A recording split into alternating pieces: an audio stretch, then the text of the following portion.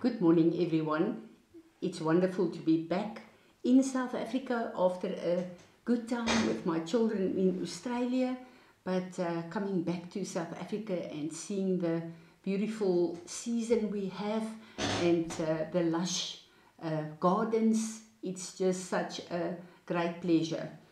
And to me, it's always such a wonderful place to look at all things in creation and to know that the Creator is my Father through the blood of Jesus.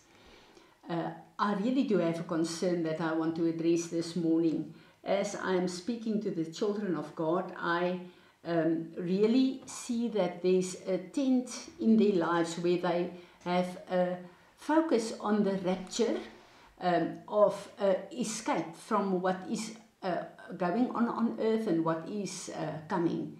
And of course, we all know this is the end time. We know this is very important, but we are not here to have this whole escape mindset. We are here to know that the Church of Jesus Christ should be empowered and equipped in this time to really grow and expand the kingdom of our God before the rapture comes. We have the privilege to, when we are born again, we receive the word of God written on the tablets of our heart. And we have the privilege to have the inheritance of especially the word of God. And then I want to enlighten the four Gospels, Matthew and Mark and Luke and John, as a way that God trained us. Jesus trained us. He made a way for us. He equipped us with that awesome inheritance. And we need to understand that this is what really equips us in a time like this. But we are born again and we are the Word of God, and we are carrying the incorruptible seed, the fullness of who Jesus is. And we need to know that we are the fifth gospel. We are the fifth gospel that the world need to read, because the world is not going to read the Bible. They are reading me and you. And every place we are positioned by our God to live and to work is the place where they need to read the fullness of Jesus, and that will lift Jesus on high so that he can draw the people to him. This is such an important place. This is why the word says in Matthew, one will work in the lands and the other will be raptured. So the Lord wants us to work and to live to the fullness of our lives during this time before the rapture. Now I want to quote Francis from Japan. He says, "Beloved, there is a great false tolerance in the church today. Instead of the kingdom of God, we serve a philosophy called Christianity, and we have learned to live a deceptive compromise that masquerades as a virtue. If we truly possess godly convictions, there will be times we will be labeled offensive or extreme. I fear that many of us have so adjusted to living in the midst of sin that we no longer sigh and groan over it. When last did we feel the heart ache and the concerns of our God when we look at society and when we look at the world and the violence and everything going on here? Or are we in a place where we are just so glad that we are protected by the blood of Jesus and that we are separated? It's not near our door. This is a very, very bad place to be, because we need to understand that we are called as born again children of God to intercede for the world, to change the world. And when we look at Ezekiel 9 verse 5, this is a time where the church of God was so full of idolatry and the world was in such a immoral place. The Lord sent an angel and said, "You shall mark those who sigh and groan over the sin of the people. You shall mark them." Perhaps we have felt a heartache and concerning the sin injustice of our society, but not knowing what to do, we buried our feelings. Today we barely hear the whisper that was once the voice of outrage in our hearts. Even when alone before God, we have become silent concerning our vexation about abortion and child abuse. We have learned to quietly accommodate the multi-leveled invasion of immorality in our society. We have accepted with but a whimper the loss of virginity among our youth. So when we look at this, we need to understand that we are absolutely at a crossroad right across the world.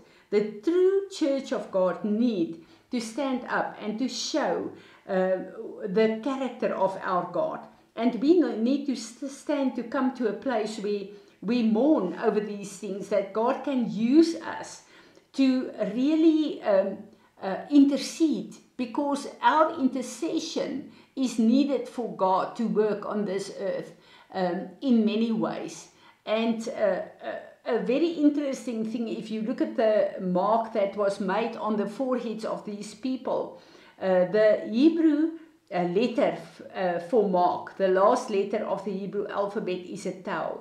The symbol was that of a cross without the top, similar to our letter T. This sign was often used in first century Christianity as a symbol of the cross. Looking at it from God's eternal perspective, it is as though the Lord has said, put a cross on the foreheads of those who grieve over sin.